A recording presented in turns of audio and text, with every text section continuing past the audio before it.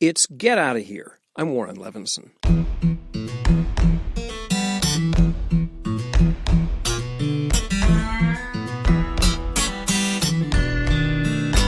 Malcolm Foster has been camping in the Garden of Eden. Malcolm spent 17 years at the Associated Press, including a stint as our bureau chief in Tokyo, where he's based. Last month, at the recommendation of a friend, he piled the family into a camper van for a trip across New Zealand. They were expecting gorgeous scenery. They were still astonished. Renting a 9-yard-long home on wheels is not cheap, although when you count up all the money you're not spending on hotels and restaurant meals, it may not be as expensive as it appears at first. And then there's the priceless advantage of being able to just stop when you're tired at the end of the day. Malcolm Foster wrote about the trip for the AP, and he joined us via Skype the other day to talk about it. So Malcolm Foster, you took the family on a camper van trip in New Zealand. Why a camper van trip and why New Zealand? Take either one of those first. Okay, well, we live in Japan, and we like to explore the world, and we've been to different countries. We've done some trekking in Nepal. We've been to China. And so we were kind of batting around ideas, and I raised this at the dining room table. I said, hey, how about going on a camper van trip in New Zealand? And our teenage boys' eyes widened, and they were like, yeah, let's do that. And that was primarily because when they were younger, they watched a cartoon show called Ben 10. Now he's got superpowers, he's no ordinary kid, he's Ben 10. I don't know if anybody knows that show, but it was quite popular about, 8 or 9 years ago among kids. And the grandfather of the hero, Ben, drives around in this RV called Rust Bucket. And they just thought it was totally the coolest thing to be riding around in one of these, where you have everything, your kitchen, your bed and all. And they were like, hey, let's try that. So that was the impetus. I mean, they were, I think, also interested in kind of exploring a beautiful part of the world that we'd never been to. And I told them that it would be, mountains, lakes. We might do some hiking, maybe some mountain biking, stuff like that. And they were game for that. So my wife was like, okay, that's fine. So I'm the travel planner in our family, and I just got going on that. Okay. And so you said you'd never been to New Zealand before. Right. So so I mentioned we had done some trekking in Nepal, so I knew that we kind of like doing outdoor stuff, not too rough. And we've also done some, more cultural things. We've been to Italy, we like to see historical things as well. But New Zealand is all about nature. It's beautiful. And key thing I forgot to mention is Lord of the Rings was filmed there, and the boys loved those movies. We are definitely getting to Lord of the Rings, but I want to hear about the beauty first. Yeah. Okay. So, we have friends from New Zealand that live there, and we actually visited them after a little tour. They live in Auckland on the Northern Island. And I knew that the Southern Island was considered to be really where, kind of the most striking and stunning picturesque scenery and places to visit. So I had always wanted to go there. It was partly things I had seen, just posters, images of New Zealand, and partly Lord of the Rings. And I love photography. I'm a amateur photographer. I've taken thousands of photos, and I thought, wow, this looks like a photographer's paradise, and it was. And I also like art. I'm a painter. That's another hobby I have. And so this kind of artistic beauty really appeals to me. So I was gung-ho about going to New Zealand, and I just didn't know how the family would feel about it. But they were on board, and it is one jaw-droppingly beautiful place. Uh-huh. Well, you've been in beautiful places before, right? Great scenery. I mean, is great scenery not all alike? Oh, no, I would say yes, I've been to I've seen beautiful desert scenes, mountains, seashores. Yeah, but there is something magical about New Zealand. I think it's the fact that it's so unspoiled. I mean, I was surprised to read up some of the history, and the Maori people first started settling in New Zealand about 800 years ago. And so those were the first humans to get to New Zealand. Before that, it was just this you know, totally unspoiled natural paradise with just animals and birds so it's definitely got this feeling of like, wow, it feels unsettled. Obviously the Europeans came in the 1800s and there's, you know, plenty of towns and cities and all that, but it is really undeveloped, not in a backward sort of way, but just the lush nature is just there. It's so magically beautiful and untouched. But if humans have been there for only 800 years, geologically speaking, that's the day before yesterday. Yes, exactly. And I think it is unusual in that sense. And maybe it's like the last settled place on Earth. I actually don't know that, but I think, the Pacific Islands were settled before then because that's where the Maori came from, I believe. Mm-hmm. And so it has this amazing feel of like kind of a Garden of Eden. Uh-huh. Well, so let's talk about the connection to Lord of the Rings and The Hobbit and those Peter Jackson movies. He filmed them there, obviously, as everybody knows. And so that was also a factor in your wanting to do this? Yes. Yeah, so as I mentioned, our boys love those movies, and that was a selling point as well when I said that. And they were like, yeah, that's definitely, we want to see that. So the movies were filmed like all over the country, a lot in the Southern Island, I believe. Well, there were a few places in the Northern Island, including Hobbiton, which is the scene where, Bilbo and Frodo set out from. Anyway, that little place is up on the Northern Island, and we did not actually go there. But in the South, I can see why Peter Jackson, who is a Kiwi, chose that. He says, like, I know that this is reminiscent of Middle-earth, the land in which the hobbits lived. And I can totally see why he chose it because, the soaring mountains and the beautiful turquoise lakes. And, it is just perfect for, sometimes I felt like I was in Middle-earth. Uh-huh. And so, that was obviously a factor. We did not actually go on any of the tours. There are outfits that offer specific, tours that'll take you to the different locations where they filmed this scene or that scene. They were a little bit expensive, in my opinion, and we didn't really want to do that so much as just kind of explore on our own. So we just went on some of our own hikes. And to me, it was I felt like I was still in Middle-earth, exploring that land. So we opted not to do that, but you can. It's become kind of a cottage industry, and New Zealanders have kind of jumped on the Lord of the Rings bandwagon and used that to offer tours and sales of all kinds of things. So you have to be a little bit careful about that because they use that to try to promote their business, which I understand. Right, of course. Yeah, because I wondered whether the reason that you didn't go on any of those tours is because, well, we're just above that sort of thing. We don't need that sort of thing. Or it was basically that they were inconvenient and kind of expensive. Yeah, I think they were a little bit expensive. I think that was the main factor. And also time-wise, you kind of had to book it ahead in advance. And I wasn't entirely sure exactly which days we would be where. And so I thought, well, if we really want to do it, we can call the place up and see if they have any spaces available that day. But as it worked out, by the time we got to this particular location on Lake Wakatipu called Glenorchy, which was really the highlight of our trip, we stayed at a campground there for 2 nights. That to me was kind of I felt like I was in Middle-earth. And I didn't really need to go on any of those tours because I also saw kind of what they do. They kind of take you to a vista and they say, well, this is where this scene was filmed.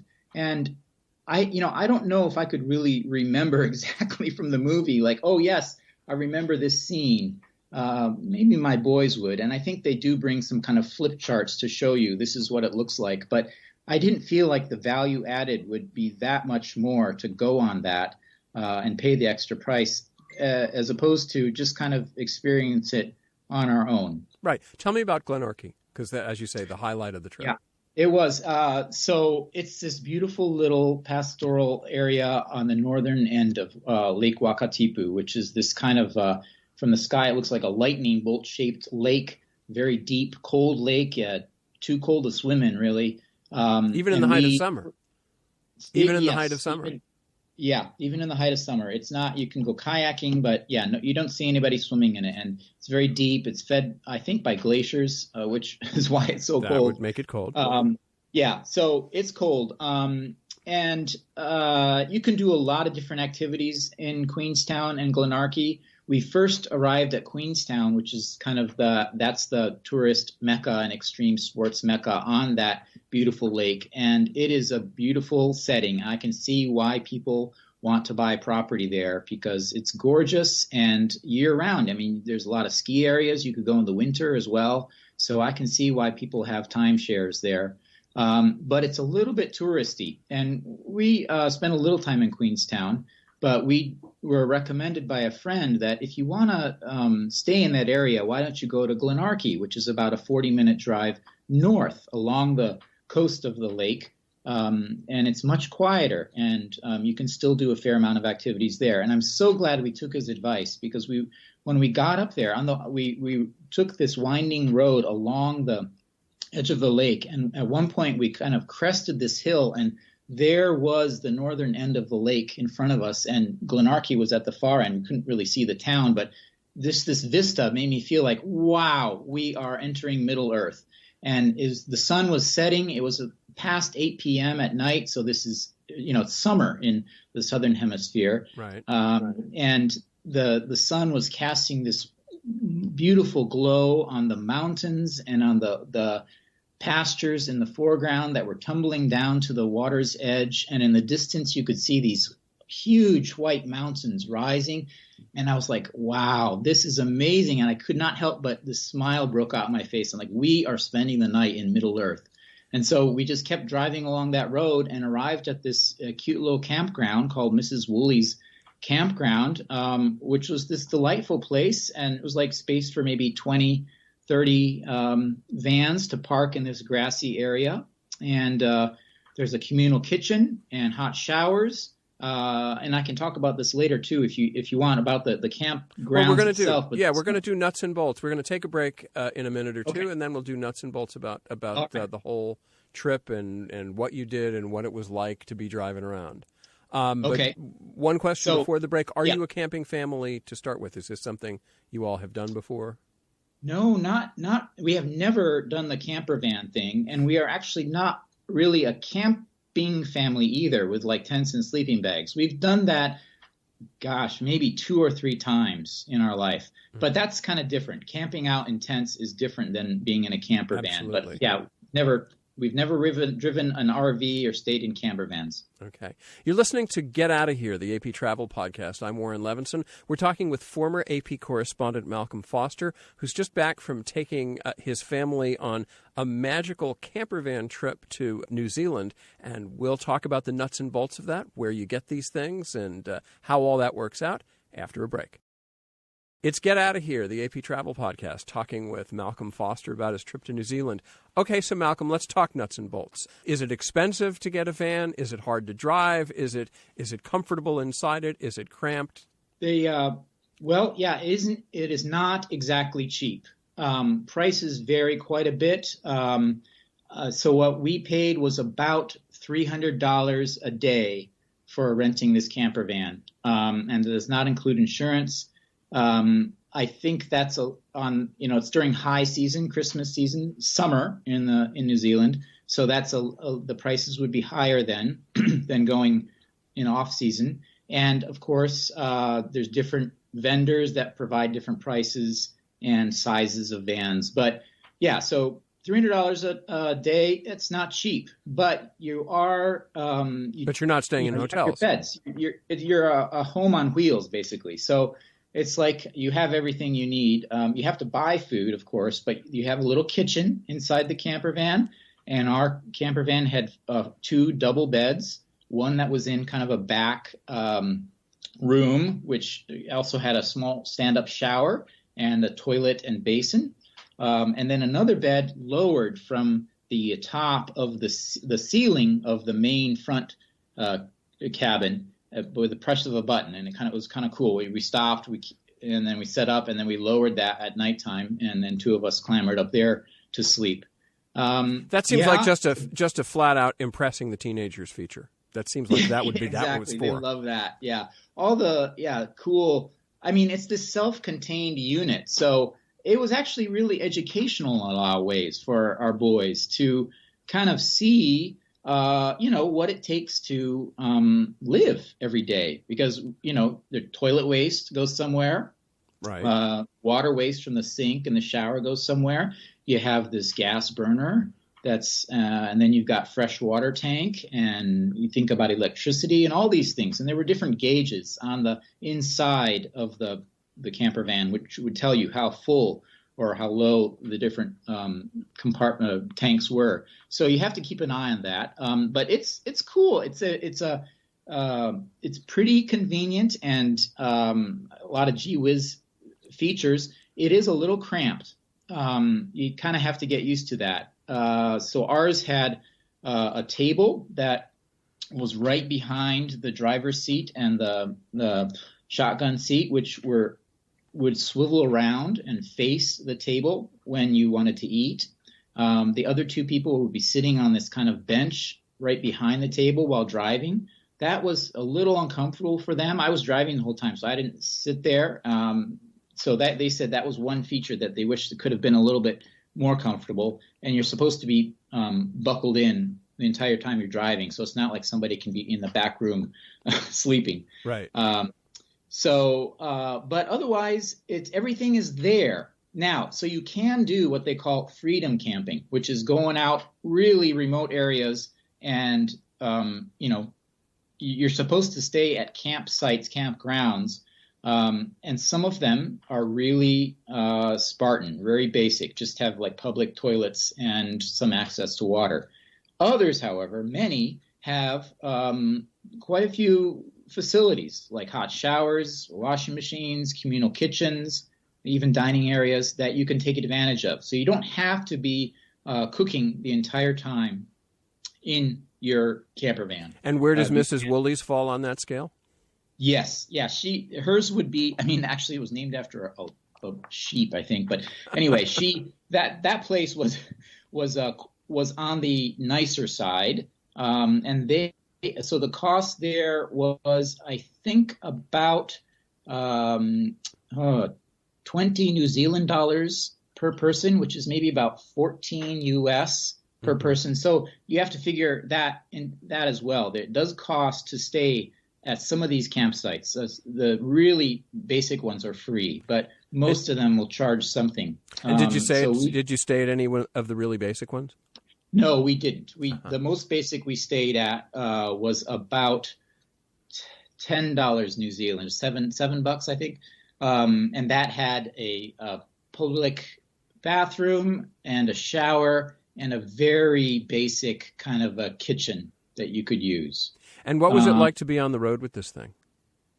What was it like to be on the road? Driving around was actually pretty easy. I've never driven anything quite that big. It is wide, and it's about 30 feet long. So you have to be careful when you're going around corners and backing up. But it was surprisingly easy to drive. Now, you do drive on the left in New Zealand, so that might be a challenge for some Americans. And Chinese also drive on the right. So I'm used to that because I live in Japan. I drive on the left. Right. And then there's another kind of traffic feature. They have something called roundabouts or rotaries, traffic circles, instead of traffic lights in a lot of non-city areas. So you have to kind of get used to those going in and around them. And anyway, that's something else you have to get used to. But yeah, overall, it was easy to drive. Oh, that's good. Yeah, they have a lot of rotaries in Ireland, too, which is the last place that I drove on the left. And as I recall, I think I blew out a tire or two banging into a curb while I was getting used to it. But they were they're very nice about it. They're used to people who are getting used to driving on the left. So overall, I mean, this was just one heck of a trip. And the idea that you could do something that your teenagers would find cool, that's... those are like extra gold star parent points. Definitely an appeal. They really enjoyed it, and let's see if I can follow up on the part about learning. They took part. We made them responsible for keeping track of the toilet level, and so every other day we visited what's called a dump site where you get rid of your toilet waste. And that's not a pleasant job, but we had them involved, and it's very easy. You just take out the tank and you empty it and you clean it out and you put it back in. And then you also get rid of what's called gray water, which is the sink and shower wastewater through a tube, and they learned how to hook that up and dump it in. All told, at first maybe it took about an hour to do all that, but then we did it every other day and it got faster and easier. So it was, good for them to learn that, and it gave them, I think, a new appreciation of kind of the, modern sewage system and conveniences that we have in a house. Right. Another thing that they really enjoyed was just hiking around with us on I had this grand plan to drive, all this huge loop, and it quickly became clear to me that I had bitten off too much. And so I scaled back our plans, and we spent less time on the road and visited fewer places, but spent more time at them. And that was definitely the right call. Two places in particular jumped out, Glenorchy, which I mentioned, where we hiked up a nearby mountain for glorious views of the surrounding peaks and the lake below us. And then we also, before that, went to the Mount Cook area, which is the tallest mountain in New Zealand. And right, that's the cloud piercer. Sorry? That's the cloud piercer. Yes, that's they use a lot of Maori language. I think they're trying to use more of that in New Zealand. And Aoraki is the name of that mountain in Maori. And so you see a lot of signs, Mount Cook / Aoraki, which means cloud piercer. And it really is. It is a huge mountain. And it seems kind of the way we approached it just rises up out of this flat area above a lake. And the first time we saw it, it was cloudy, and then the clouds broke and it just emerged, and it was a huge, white, stark, massive, magnificent mountain. And then as we got closer, we stayed at a campground maybe 20 minutes from the kind of the park center at the base of the mountain. And from there, we took a very pleasant hike up to the base of a glacier that's coming down from Mount Cook. And that was very easy. It was quite popular, a lot of people on that trail, but it was amazing around us, these white snowy peaks still in the middle of summer. There were a lot of snow on it, and we got pretty close to the glacier that comes down from the mountain, and it has shrunken quite a bit due to warming, and there's a lake beneath it. And we didn't actually get to the glacier and walk on it, because that was another kilometer or two beyond where we got to. We hiked beyond the end of the trail, but it would be even further to get to the glacier. So I think you can actually walk on the glacier, but it looked gray and dirty and kind of like, frozen ice would look like at the end of winter. So not particularly attractive, but the mountain above it, Mount Cook, was just this magnificent white peak. That sounds great. I mean, and you have hiked before. This is not like you just sort of started hiking here. So how did the hiking compare with what you'd done in the past? Well, the hiking really depended on the trail. I would say most of the trails that we did were really pretty easy. We've trekked in Nepal, and that can vary from easy to rather steep steps. It wasn't quite as difficult as the stuff we did there. But again, there's a big variety of they call it tracks that you can do in New Zealand. And, we probably chose some of the easier ones. And so if you're up for something more difficult, there's definitely, it ranges from easy to challenging. Well, Malcolm Foster, thank you so much for telling us about your trip to Middle Earth. I think this sounds like it was great, and we really appreciate your time and the information you passed on. You're welcome. And I hope others do this. It's a beautiful part of the world to explore. And whether you go by camper van or not, I hope you check it out. But I'm already planning my next camper van adventure. Malcolm Foster is the former Associated Press bureau chief in Tokyo. And now, my favorite trip. John Steinbeck was one of the giants of American literature of the 20th century. The Grapes of Wrath, Cannery Row, and East of Eden are still taught in schools. Steinbeck was also an inveterate traveler, both on his own initiative and as an emissary for American letters, especially after he won the Nobel Prize for Literature in 1962. His book, Travels with Charlie, Charlie being the family dog, is a travel classic. There have been several Steinbeck auctions since the author's death in 1968, Now there's a new one, gleaned from the estate of his widow Elaine, who died in 2003. Elaine Anderson Scott Steinbeck was an actress and stage manager, one of Broadway's first female stage managers, and a tireless chronicler of the couple's travels around the world. Charlie Potters is a freelance archivist who's organizing the sale for the New Jersey auction house Curated Estates. He's our guide through the dozens of snapshots Elaine took and the scores of letters that she wrote from the road. So this is great. This is their trip to 1952. They sail from New York, they go to Algiers and Spain. April 1st, 1952. Again, we know because she wrote it down. So this is the beginning of the trip because they just left from New York. They're still on the boat. Now they're in Fez. All right. We had to kind of analyze where these were. Some of them may not be in perfect order, but it's all from the same trip. Right. So there they are on kind of a parapet looking out. You can see the camera actually around her neck. Oh, yeah. And you can see what kind of camera it is. Yeah. So she's using a large format camera. She's taking pictures. Here, there's this great picture of this sports car, a two-seater. I don't even know what kind it is. It's what we would have called, what Nancy Drew would have called a roadster. A roadster. So here's these great pictures of John Steinbeck.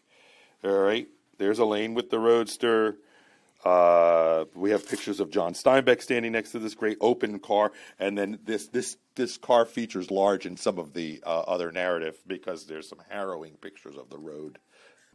So here, I know that's the Hotel Madrid patio, and who's with them. So which friends are with them. This is in Seville. These pictures, no one has seen these pictures probably in 70 years. Probably.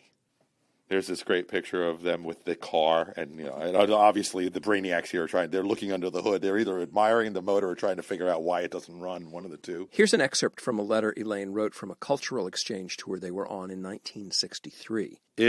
Our trip is to go on as scheduled now that Steinbeck has got that dear professor out of jail. He does that a lot, where he's getting people. I've got lots of correspondence where he's getting artists and professors and whatnot, intellectuals out of jail who've been arrested. I see that a lot in these trips. We are so tired, we would love to throw in the sponge, but of course we can't since our government and all the other governments have spent and are spending so many thousands of dollars on us. Now this is the part that I like.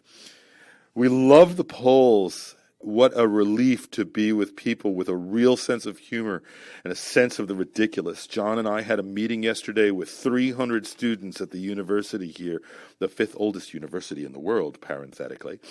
And we came away all picked up. They were so free and full of fun and with such keen minds and curiosity about the rest of the world. And so many beautiful girls. Papa flipped. You ought to get a load of me at the meetings with the students and writers. I'm getting almost as good as John at them. Only he says, I do wave the flag a bit much. He wrote one book about Charlie, dog. He writes anything about that trip. He should, if you're about this trip, he should call it The Political Education of Elaine Steinbeck, ! And then this, because this is a travel podcast, after all. This is my favorite picture. This has nothing to do with travel, but this is if I could buy any picture. First off, that is, all right, a standard poodle, yes. Which I do have an affinity for standard poodles because I like standard poodles. I have too. But this is not just a standard poodle. That's Charlie. So anybody who likes the book Travels with Charlie, that's Charlie. Charlie Potters is a freelance archivist. He's organizing the February 27th sale of items from the estate of John and Elaine Steinbeck at Curated Estates in New Jersey. There's more of our conversation, a lot more. We'll feature some of it in a future program. And that's the show. Get Outta Here is a production of the Associated Press in partnership with Westwood One, produced under the supervision of Nikessa Moody and Peter Costanzo. I'm Warren Levinson. We'll see you next time.